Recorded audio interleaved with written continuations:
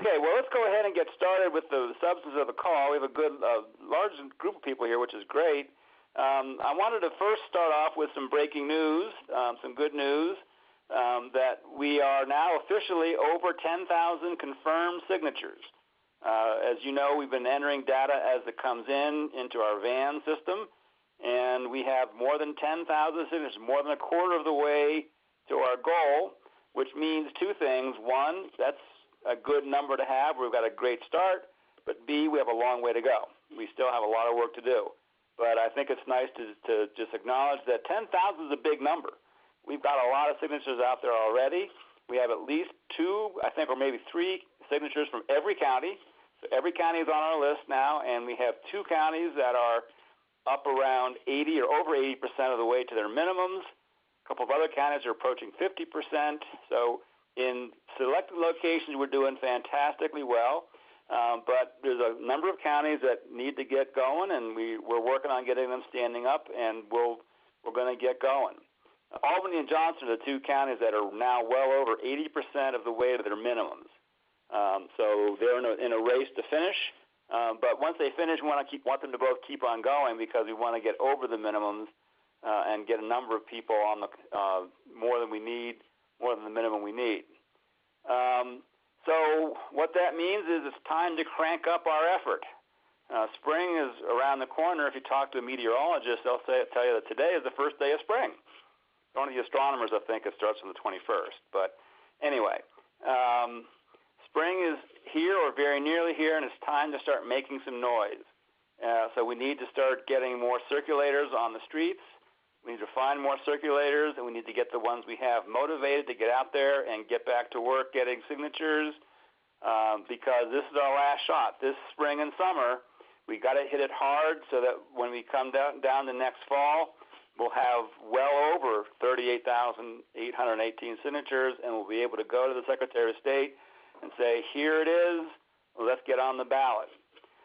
So it's time to get the county teams rejuvenated, and that's where we want to hear from a success story.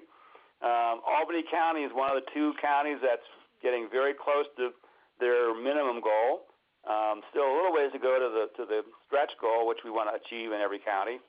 Sarah Salsey is one of the county team leaders in Albany County, and we want Sarah to give us a little pep talk. Sarah, tell us about how Albany County has done it, what's been working for you, and then hopefully we'll have a chance to have people ask questions and get some advice or share some stories about what's working. Sarah, you're unmuted. Please take it away.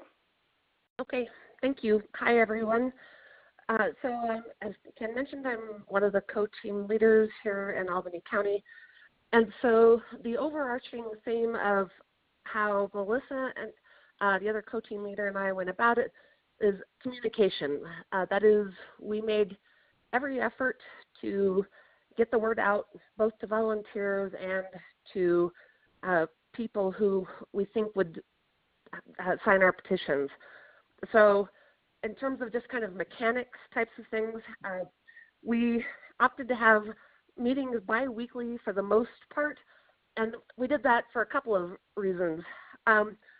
One, we felt that weekly, at least for Albany County, was too much, but going only monthly, at least at the start, was not enough. So every 2 weeks was a good way to keep in touch with people.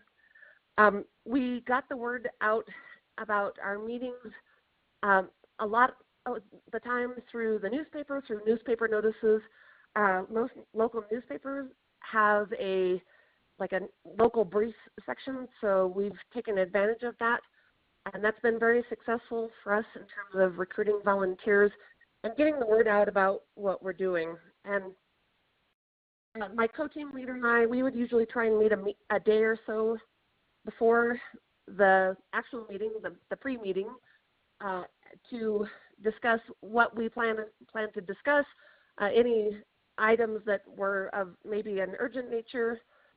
We also took things with us, supplies with us every meeting, so clipboards, T-shirts, buttons, literature, anything like that, so that circulators would have that information available to them, and also so that new volunteers could pick up the supplies that they needed. So we handed out to them also information about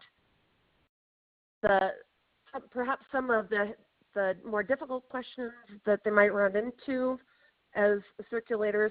And we also took advantage of the amazing circulators we have in our group. So Sylvia Bagdonas and Nora and Patrick Ivers and Lorraine Salino Klein and several others have just been amazing. And so we made a point of asking for their guidance, for their suggestions about how to approach people, about which avenues were effective, which ones they found were not so helpful.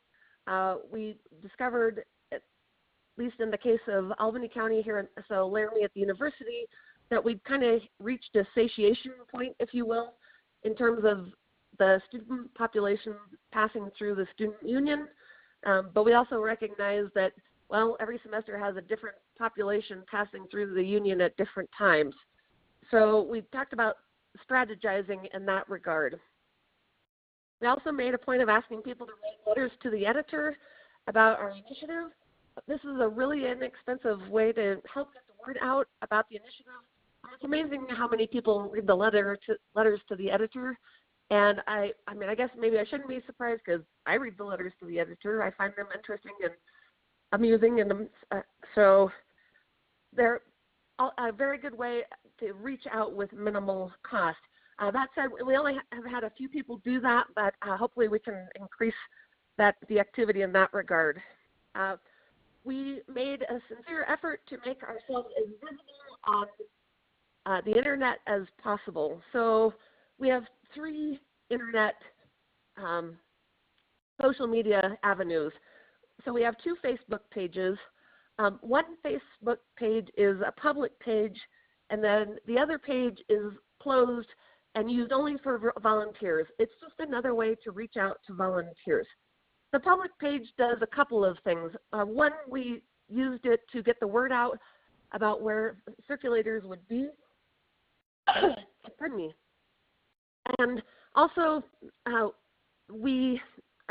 get a Google alert about any time that something related to Citizens United or overturning Citizens United, Wyoming Promise, American Promise, anything like that.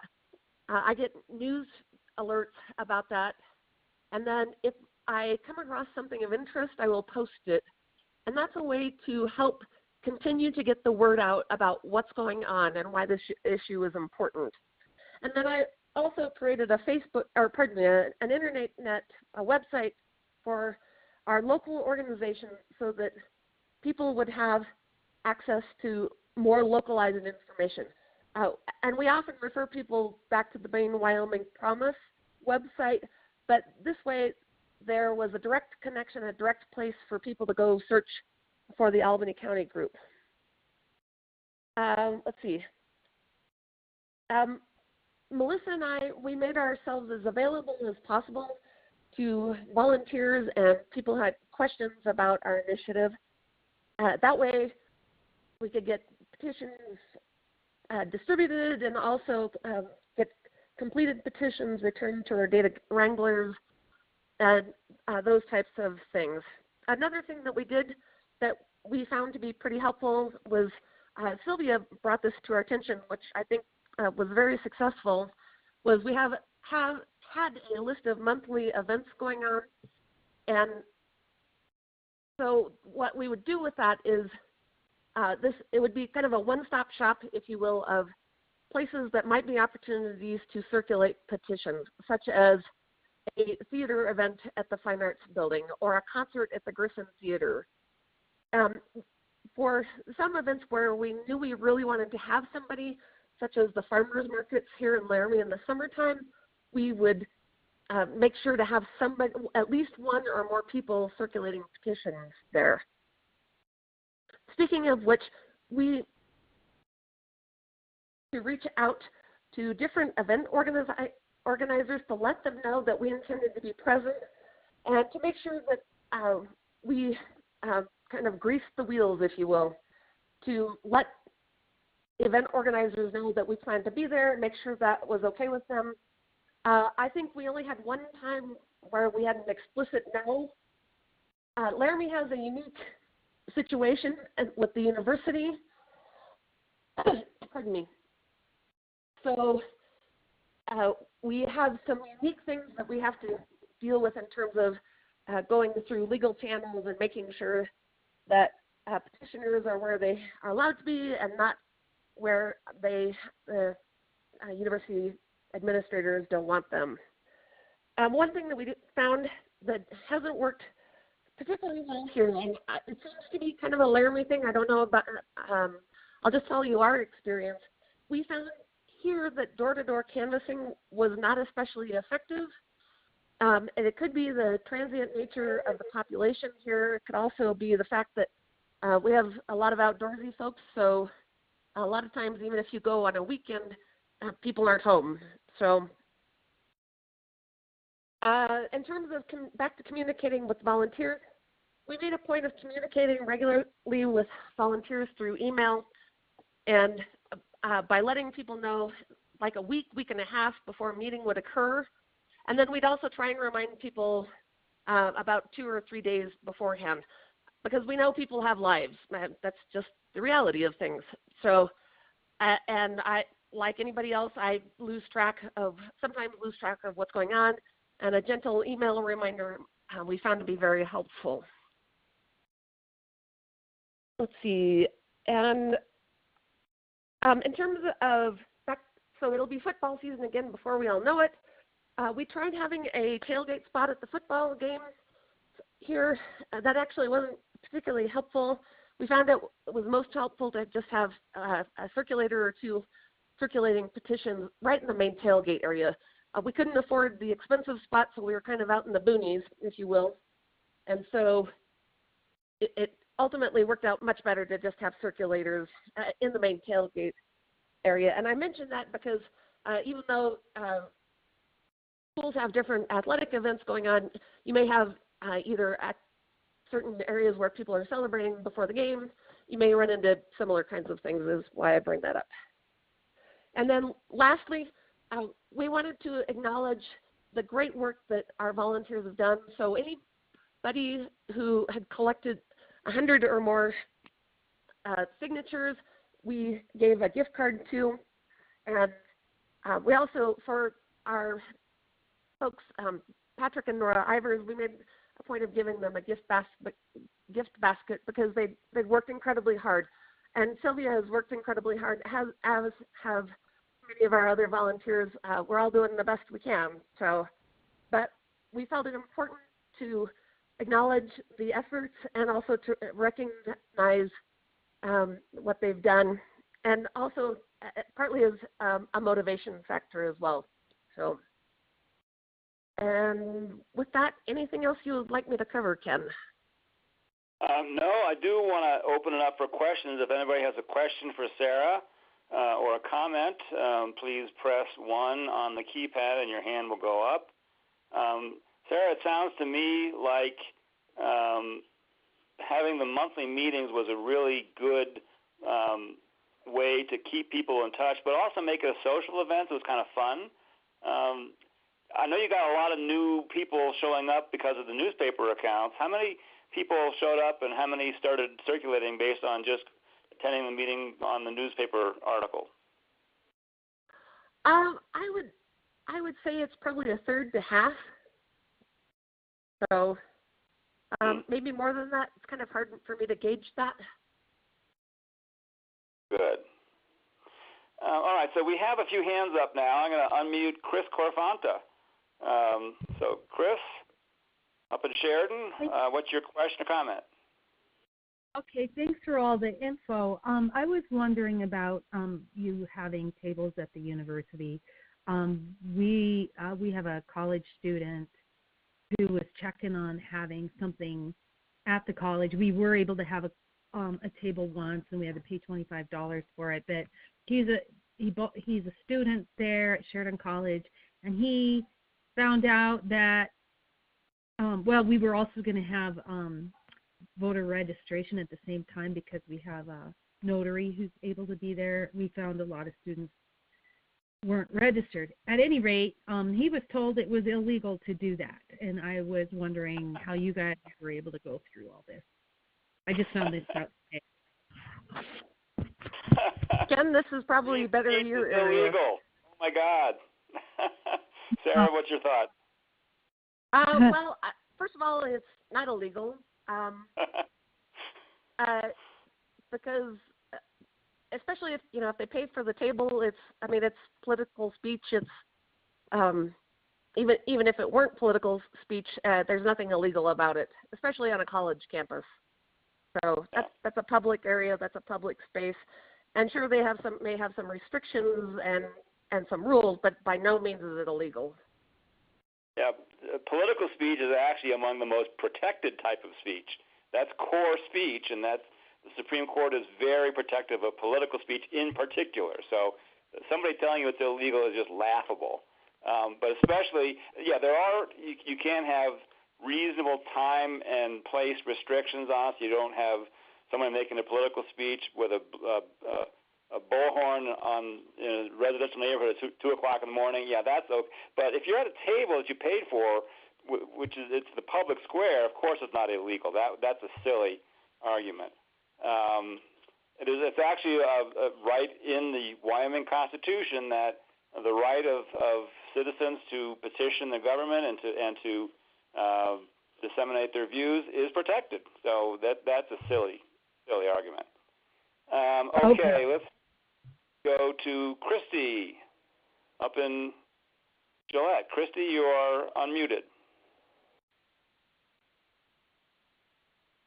Christy, can you hear me? Hello? Yes, there you are, Christy. What's your question? Okay, how much were the gift cards? I mean, how much were you making them? We had some $5 ones, some $10 ones, and then we had a gift basket for one of our groups. But it could be adapted to however you would like it. And we just asked businesses if they would be willing to provide them, and in all cases they said, yeah, sure. What amounts would you like? And so one said, well, how about $10? Okay, that works. The other said, well, how about the cost? So I think it was like $5.50 was the average cost of a drink. So she provided us $5.50 gift cards. Okay. And so it wasn't huge, but it was also something to say, yeah, what I'm doing is appreciated. Right. Okay, thank you. You bet. Okay. And I raised my hand, Ken. This is Shelby Shadwell again. And I just want to say about gift cards, and we've talked at the state level about promoting those circulators and team leaders and data wranglers and volunteers that have gone above and beyond with something on our website, but we've got a lot of irons in the fire at the state level.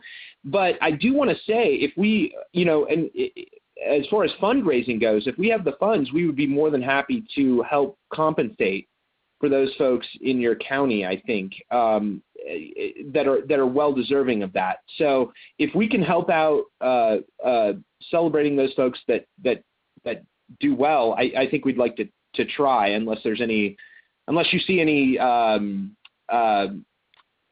reporting problems with that, Ken. I actually do see a little bit of a problem with that. We're allowed to pay circulators, but not by the signature. We can only pay them by the hour. So we have to be real careful that these gift cards don't look like payment per 100 signatures. That could be a problem. So we can talk about that at the state steering committee in a little bit. Let's take one more question, and then we need to go on a few more things. Margie Farias. Go ahead. Can you hear me? Yes. Okay. I'm in awe of the work that she did there in Albany County. I'm amazed, and I'm curious. Do you hold down a job as well as do all that?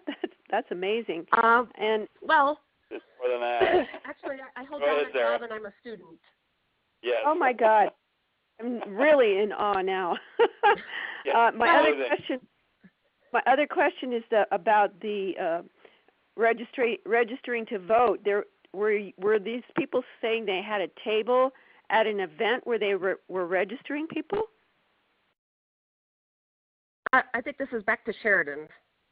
Yes. I'm sorry. Oh, okay. Yeah, we need to. Let's get Chris. Chris, you're unmuted. Go ahead, Chris. Hi. We were able to have a table last semester, Wyoming Promise, and we paid $25. Unfortunately, there was a band going at the same time and a cookie sale and all that, and we want to do it again. But in the meantime, we have a couple students on campus who are also carrying petitions, and they were going to see if they couldn't get one of their student groups to allow Wyoming Us to come in and give a presentation, and then maybe have a table somewhere where we could also register people to vote at the same time. And he was told today by a professor or a teacher who also works under the vice president that was illegal. So I said, well, I will check that out, and so we'll pursue this. I just think it's weird that even anybody would even say that. We would think that we want our college students to get registered, but we live in a funny situation, funny times. So that's all. Yeah, that's bizarre. Ken, can you clear that up as far as registering? Do you have to coordinate with the county clerk, or do you know the procedure? I don't know. Sarah, did you have some joint things with? I know that at the Freedom had a birthday, we had somebody from the courthouse at a booth at our 4th of July party right across the open area from our table. So we had all kinds of. Go ahead, Sarah. I'm sorry to barge in there, Ken. Go ahead. So we had voter registration forms available, and we said we'd hand them out at the Freedom Has a Birthday thing here, and sometimes we'd carry them with us. But it was mainly, okay, fill this. If you're not registered, fill this out, take it to the county clerk, and it's a piece of cake. So. Right. Okay, we have a couple more hands up. Let's get to these quickly, and because I do want to move on to some other things. Melody from Cheyenne. Oh, I'm sorry. I'm sorry? And people are welcome to email me as well. So. Right. Okay. Melody, you're unmuted. Yes, I was just going to say that Deborah Lee, the clerk of court here in Cheyenne, as soon as she found out our needs with Wyoming Promise, she has already had a registration at the library for the citizens, and now she is going to possibly be going to LCCC and holding it for the students, a registration. She prefers to do this herself instead of us and our notaries doing it because she feels there's complications there, and she would like to be more involved. Perhaps that would help in other counties too. Maybe ask the clerk of court to help. Okay, that's a good idea. And also, Christy Garretts. Christy, let me see if I can unmute you here. Christy, you're unmuted. Do you have a comment as well? Yes. I would just ask Chris Corfanta to let me know her results, because obviously Sheridan College is over Gillette College. And I actually am hoping that an instructor out there at the college might be a co-team leader with me. So it would be very useful to know what she comes up with. Okay. Thank you. So Chris and Christy, keep in touch with each other. Okay. All righty. Okay. Let me just say one more thing on this topic, then let me want to move on to another topic. We do have a student intern now working with us here in Laramie. She is helping us get organized with the student clubs. There's a poli-sci club. There's some partisan clubs. She's working with them, and we're going gangbusters on trying to get students involved here. And we're not encountering any problems with somebody saying it's illegal. I think a lot of these clubs are actually encouraging us to get going with student groups. So, okay, so let's move on to our next topic now, and that is I kind of wanted to just go around the counties, and I'll make this a voluntary thing. Just check in with what have you been up to out there? What plans do you have now to get restarted and launch a renewed effort this spring? So anybody who has a story they'd like to share about what's going on in your county, I know we mentioned earlier that up in Gillette and Campbell County, there's a public event in about a little less than 2 weeks to get people out to the library and hear me talk about what we're doing and try and recruit some new volunteers. It's the same kind of talk I've done in a few counties around the state already. So who else is working on some project that's going to be that we can help out with? So I'm not seeing any. I know who you are, so I can call on you. I'm a professor, and I'm good at calling on people. So anybody want to jump in? Melody. Yes, Melody, you're unmuted. What's going on in Cheyenne? Okay, in March we have Vanda has organized a few things with LCCC, and so the student body, the man in charge of the student government, is going to be doing some things with getting the petition signed and having events, and also we're going to try to get Deborah Lee, the clerk of court, to be there to register voters also. It seems to be this is the problem here, is getting millennials registered. They just aren't. And this is what will be happening in March. Now, on Saturday, we are having a action day at the library, and the man in charge of this, the young Lane Dodd, is going to be there and explain what is going to happen in March.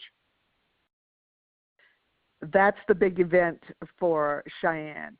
There are other things. I hope that now the weather has changed, we're going to be out there more. And a lot of people have said the freeze is over, so we can start doing things again. And Good. This is what I hope it will change to. Okay, excellent. Shelby, your hand is up. Go ahead, Shelby. Yes. So I just wanted to say maybe a modification to my last comment about gift cards and things like that. But if you want to send any names to us about great members, volunteers in your county, we can promote them on the statewide Facebook page and on email too, if they're willing to do that or if they're interested in that. Also, if anybody needs anything, I just want to remind everybody, if you need any petitions or buttons or promotional materials, please let me know, and I'll get right back to you as soon as possible, of course. And also, if I did want to throw it also over to Amanda Still, who I think has her hand up as well, about her recent activity here in Albany County as well. I think that would be a good thing. So she put her hand up anyway. So that's all. Amanda, go ahead. You're unmuted. Great. Okay, so before I mention stuff that I'm doing in Albany County, I just wanted to mention that Greg Haas is using the email, the web interface, to mention that unfortunately he has a sore throat and can't really speak quite well at the moment, but he does want to mention that the Johnson County Democrats did a voter registration, to go back to that point again, and he just mentions that if you have a printer or a copier, you can copy a person's ID, which has to accompany the form. So you also need a notary public. So that's just some comments from Greg Haas to make sure that his input is heard. And then, yeah, so Sarah Salty, which thank you for everything that you've done, and thank you for talking about your specific experiences with county team leading. Since she and Melissa Murphy have been taking a little bit of a break from meetings, I've been stepping up and trying to do them. I can't do them every week or every other week like they did. I think it is a sound idea, and we should be doing that generally, but I just don't have the time quite yet. So I do monthly meetings, and the last one that we did, we got 4 new circulators, which is fantastic. So we're doing that at the moment, and we're also making sure to have everything updated and ready to go for when we're hopefully going to tap into the student base and get kids, get millennials such as myself interested in this initiative and get us some more circulators who could even go out to different counties. Like I know Niobrara only needs a couple hundred signatures, so if we did a couple of days of action there, then we could get it nailed, squared away. So that's what I'm focusing on right now, is just trying to keep up with what Sarah and Melissa have already got going and have a really strong team there, so I want to maintain that. And we're working on like student-based initiatives. Yes, and the 4 people who showed up at the last committee meeting, they found out about that meeting through the newspaper article, right? So there's the right. Local events, what's happening in our community kind of column, and every time there's a meeting, Albany County team has been putting it in the newspaper. If the newspapers in your community will do that kind of a public service announcement for free, just schedule a meeting of your volunteers and put a little blurb in the paper. And that's been a very successful way in Albany County to find new circulators. So that's very fantastic. Chris Corfanta, you are unmuted. Go ahead, Chris. Hi. We're going to try something in March. We're finding that emails and even phone calls to our circulators just aren't going anywhere. We're not getting answers. I mean, the ones who are really active are really active. But we have like 55 circulators. So we're going to try something different, and those of us who are really active are going to reach out personally by phone calls, postcards, texts, and invite them to, we've got it set at the library. We're going to just show the video called Big Money, Big Sky about what's happening in Montana. It's a Frontline PBS documentary, and Montana is going to have some a court case coming up March 28th anyway, and we're close to Montana, so a lot of people do get Montana TV. So we thought we'd just, instead of opening it to the public, we would just reach out and make personal contact with all our circulators, even several of us contacting them, and invite them there and have our materials and have them watch the video, and we're hoping that'll re-engage or just do that. And then I joined our meeting late. I'm sorry. I do want to say that we're going to host Alan Simpson May 17th, and would like to be able to have it, somehow streamed or whatever to every county that wants to have it. So I don't know how to set anything like that up. And yeah, that's great. Go ahead. And that's all. Okay. Yeah, I think that's fantastic. Al Simpson, this is going to be a live interaction with Al. Has some family in Sheridan, and they've invited him over, and so he's going to be giving a live talk. I'm going to be there to shake his hand. I've talked with him on the phone many times. I've never met him face to face, so I'm looking forward to getting a chance to meet him and talk with him face to face. But we're for sure going to be able to Facebook live stream it on Facebook. But we're also working on ways to possibly do a live stream in other ways. And if anybody has those skills or technology and knows how to do live streaming on other platforms, that'd be fantastic. It'd be great to organize parties in other counties.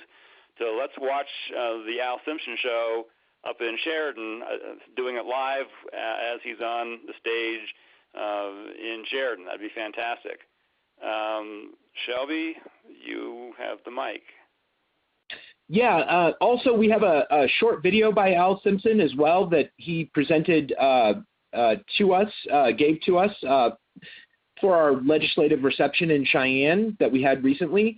And we're working on getting that on YouTube or, some more shareable platform so you can share that with folks as well, or your representatives in your county. And so just keep an eye on emails for that. If you're having trouble getting emails from us, from Action Network or anything like that, I did want to mention this. Ken sends out emails from his personal email address, but if you're not getting emails from Action Network, which we use to organize our volunteers, you might consider adding Action Network or Wyoming Promise to your contacts list in your particular email. I know there's been a few folks, maybe even Kathy or there's a couple people that have been bouncing emails, and that is just because of your email software. I just wanted to throw that out there. That's all. Okay, thank you. I'm going to take the privilege of having the clicker and put somebody on the spot here. Sandy Shuptrine from Teton, Jackson. You're on the call. Thank you for joining, Sandy. Sandy's a relatively new volunteer to get started here in Teton County. I just want to ask Sandy, what's going on in Teton and how can we help you? Go ahead, Sandy. The last part of your question is probably most important.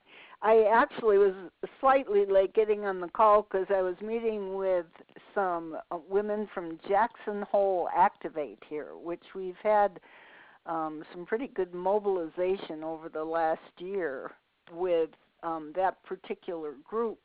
And, I got some signatures, and they suggested that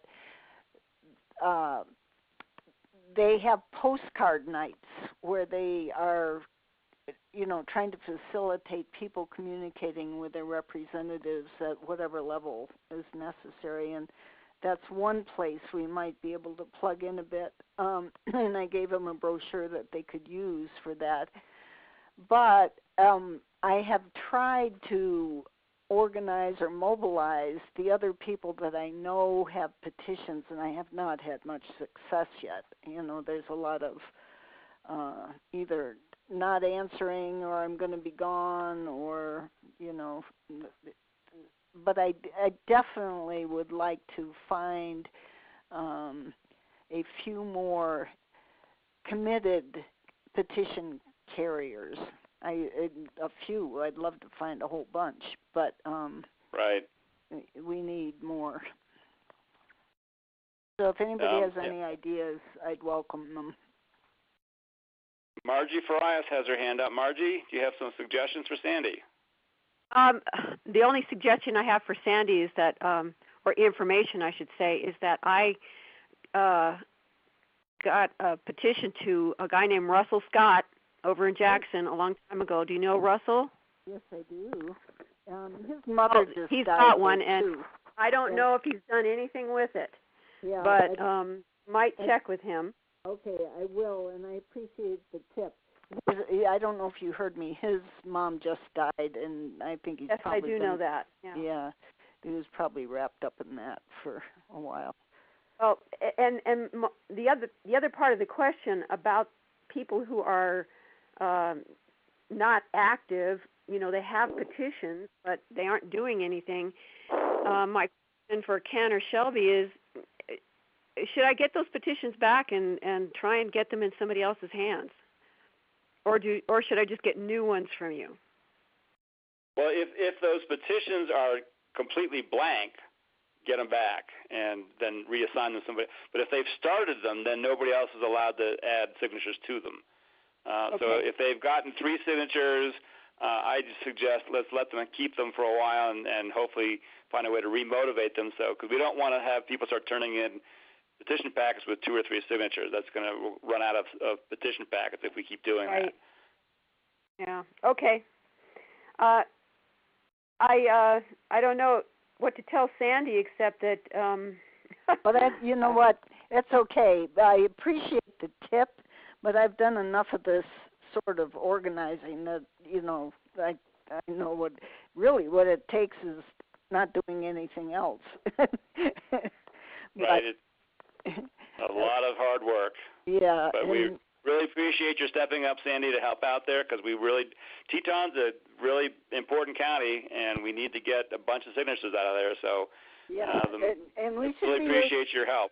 Yeah, well, and we're glad to help, and I hope that we can get to a point of collecting a lot because I'm not running into any resistance, but just getting it out there.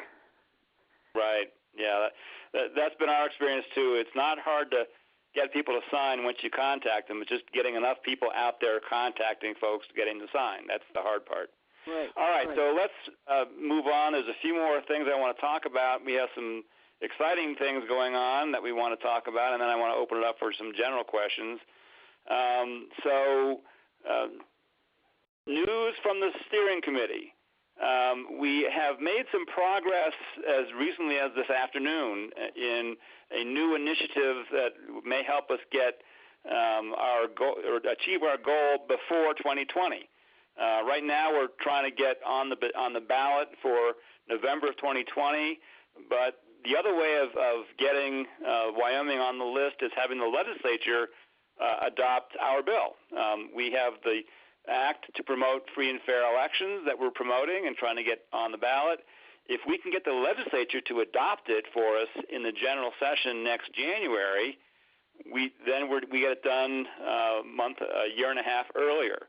It turns out the way to get the legislature to adopt things is to get a committee to propose something. The bills that tend to get on the floor of the House and Senate and get adopted are the bills that go through the committee process. And the committee process, and we just figured this out last week when we had our legislative reception. And we're new at this. We're learning as we go, and we learned that the committee work is done in the interim session between sessions. So after this current budget session ends and before the next one begins in January, the committees meet over the summer and they take up different bills and they work the bills and they vote on them, and sometimes they approve them, sometimes they don't. But the bills that are approved by the committees are the ones that tend to be the ones adopted at the general session. And we just figured out that the agenda for this interim session is going to be set next week. Before the session ends, the committees all say, all right, we're done with this session. What are we going to do this summer? And they have a debate about what topics they want to take up. So now is the time to get in to the ears of the Corporations Committee and say, why don't you take up an act to promote free and fair elections as an interim study topic, and we can debate it and discuss it and vote on it. And if they approve it over the summer during their interim committee meetings, we will have a huge step forward for the general session next January and get it on the floor, and maybe we can get it through the legislature. So we figured that out really today, kind of late in the game, but fortunately not too late because there's a deadline of Monday to get these on the agenda for a committee, and I think we've accomplished that step already. Today we've had 2 different members of the House Corporations Committee say they will bring this up during their meeting on their interim agenda. So it's going to be before the joint committee of the House and Senate Committee on Corporations. That's the committee that actually approved, the House committee approved a similar version of this bill, House Joint Resolution 10, last January. So we have some friends on that committee, and they're saying, yes, we'll bring it up as an interim topic. So what I've done, a number of you who are on the call got an email from me earlier this afternoon or this evening with a list of the committee members. We want now to start talking to the legislators on the House or Senate, the Joint Corporations Committee, and ask them to vote yes on putting this on the interim agenda. So if we can get it on the interim agenda, they'll have a meeting sometime over the summer where we can testify and we can make a presentation, and they'll debate it and talk about it, ask questions, and hopefully we'll have a chance to get this approved. We got it through the House Committee last time, and maybe we can work it through the Senate Committee. We know that the chair of the Senate Committee is not a friend. Senator Cale Case is the chair of the Senate Committee. He is pretty hostile to what we're trying to do, but the House Committee is in favor of it, and we don't know how the other members of the Senate Committee are. So if we get them together as a joint committee, we think there's a decent chance of getting it through and getting it onto the floor of the legislature come January. So please, if you need me to send, I know that some of you on this call have already seen this list, but not everyone on the call got that email, so please feel free to email me, and I'll send you the list of committee members, joint committee members. I think there's 14 that we want to contact and urge them to vote yes, so we can get this on the interim agenda. So that's the first item of news from the steering committee. The steering committee met last night, and I want to let everyone know what we did last night. We adopted a new mission statement, which is basically the same. It's a restatement of what we're already doing, and we haven't changed our mission. We're just restating it. But we've added a few policies, again, just stating what we have been doing, but now we've made it more explicit. The first thing we added on our mission statement was that we are, in fact, a nonpartisan organization. We have been all along. We just didn't have a formal statement saying that.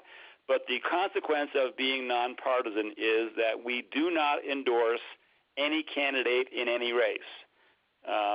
So that's a hard line, that we will not endorse anybody in any race. Election season is now upon us, so we're going to be neutral in every race. However, we will create on our website what we're going to call a supporters page, so that current or former public officials or any statewide candidate who wants the world to know that they support what we're doing, we will put their names on our supporters list saying these candidates support getting money out of politics or support overturning Citizens United. So we'll offer that to candidates and current and former public officials. We have a number of former public officials who are willing to be on, Al Simpson being the obvious one, but we have a few more now.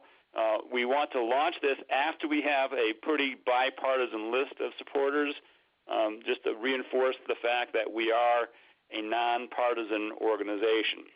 So we've done that. The other consequence of this, and this one's going to be a little more controversial perhaps, we have decided that we cannot, as an organization, be an open sponsor for the Charlie versus Goliath movie. Although we love the movie, a lot of us have seen it, think it's a great movie, we cannot be sponsors of it. It was shown up in Buffalo, and Greg Haas, who's on the call, thank you, Greg, for putting that on.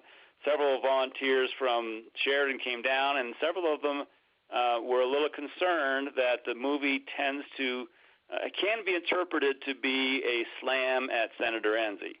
Now, when we saw the movie ourselves originally, we didn't think it was partisan at all. We felt like it pretty well attacked both Democrats and Republicans, since both Democrats and Republicans take dark money, and we felt like both sides were getting attacked for taking dark money. But that's our perception. Others perceived it as a slam. Because it is a movie about a Democratic candidate running against a Republican, there were some who took it as a partisan movie, and therefore if Wyoming Promise sponsors a movie, that would prove that we are partisan.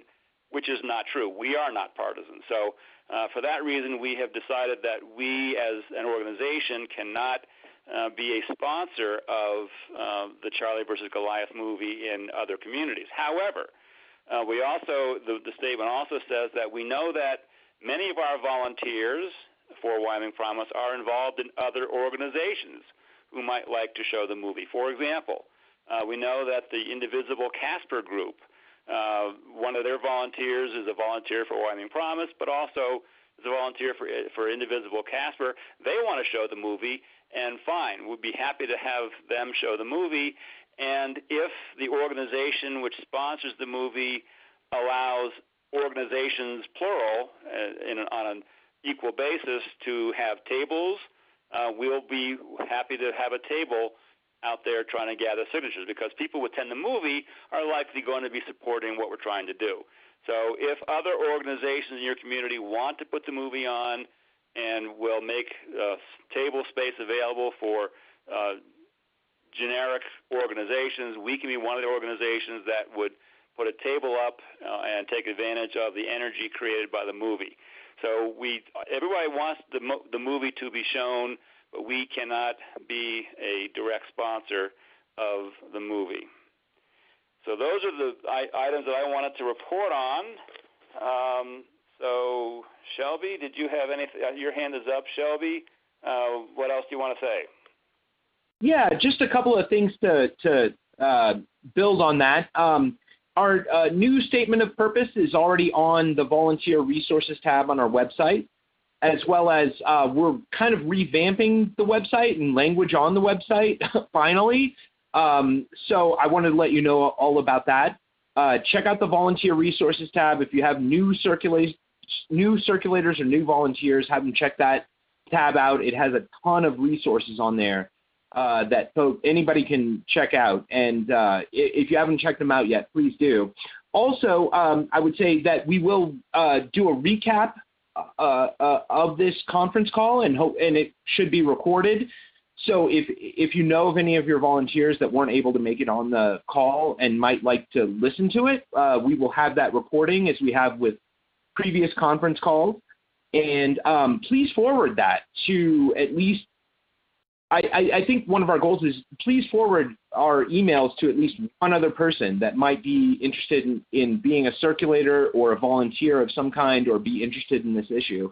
Also, I would say this push to get us on the interim agenda is really important.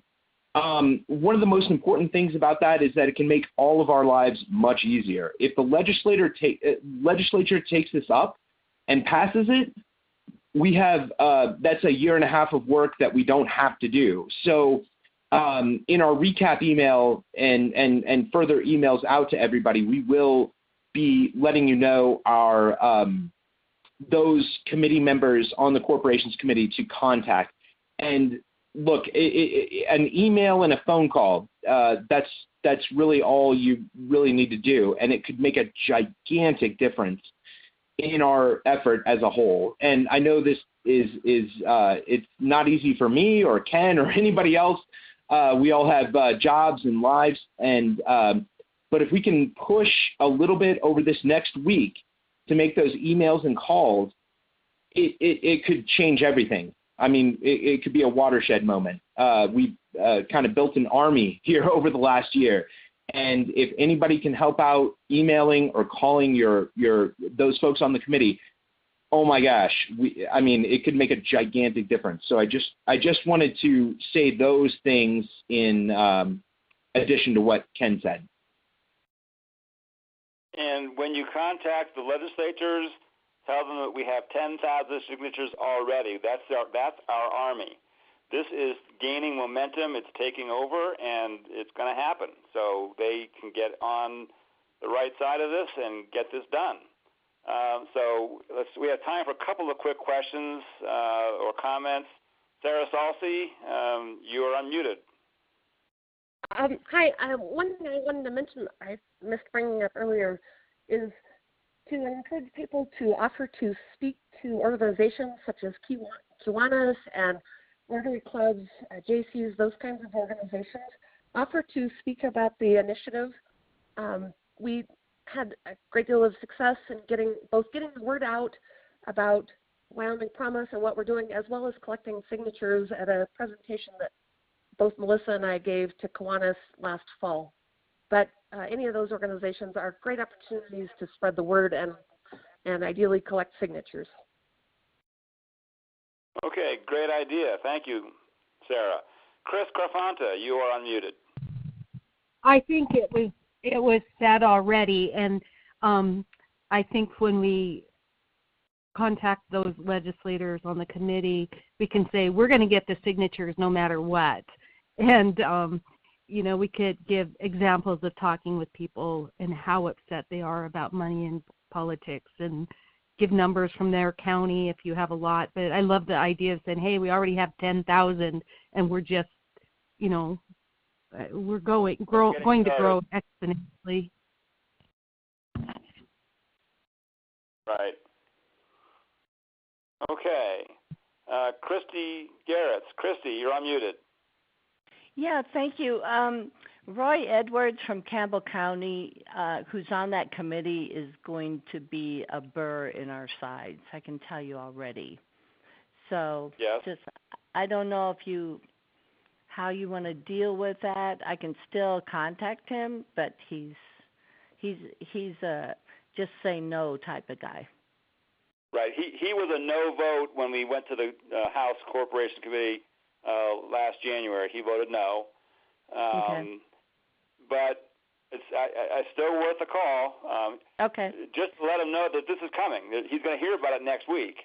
Okay. When it comes up in the interim committee, just let him know it's coming, and maybe you can convince him. At least let us, all we're asking is to be heard.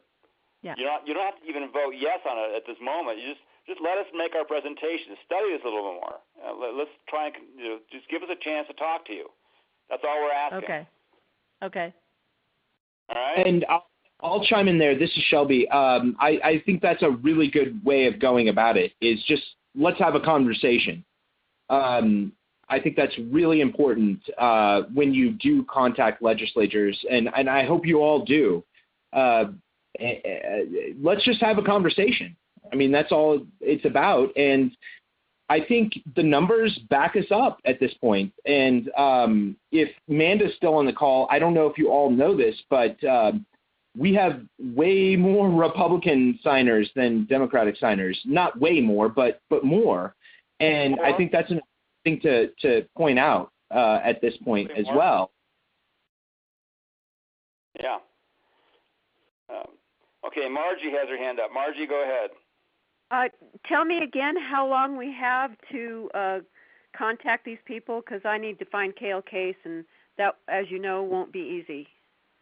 Right. Cale is probably another hard no, but it's still worth contacting them.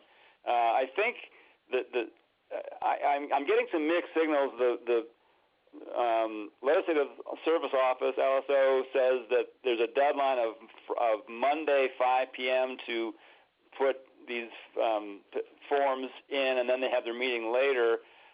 The indication I got from Jim Bird and from Dan Zwanitzer, both of whom said they will bring this up, they sounded like they didn't think there was a deadline at all. But even if there's no deadline, I don't know when the meeting's going to be. We need to be contacting them before the meeting. Let's assume that we're going to have it heard because we've had two people say they'll bring it up. So now the push is get people to say yes, and the meeting that they're going to have to vote on this probably won't be until later next week. So we probably have about a week to do this. So, Manda.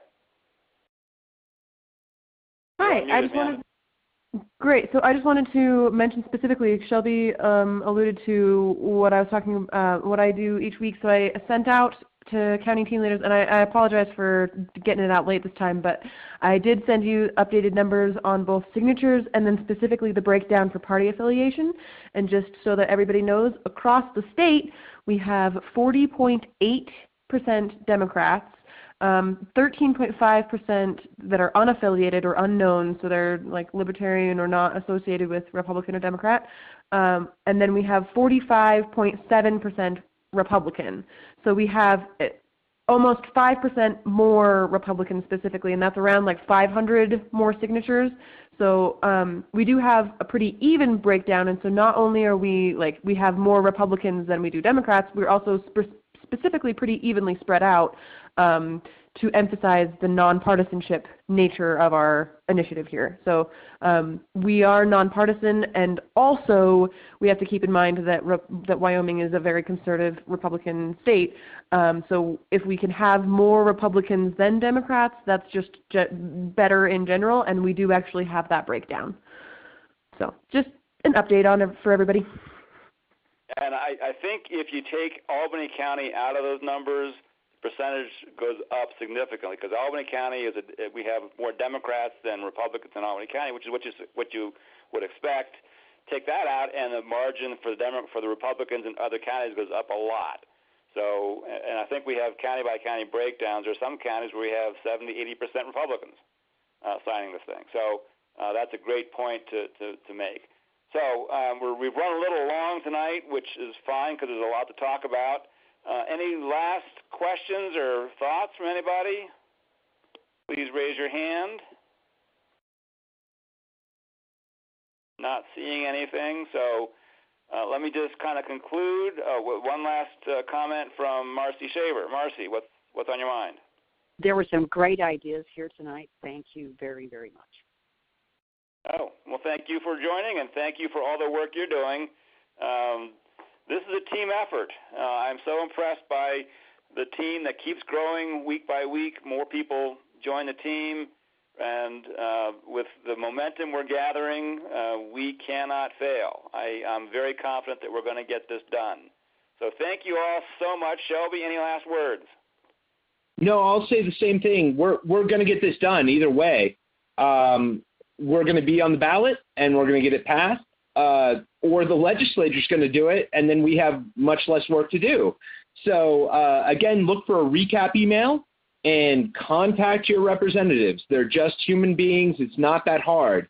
It doesn't take that much time. So I'll encourage you right now and over the phone to do that.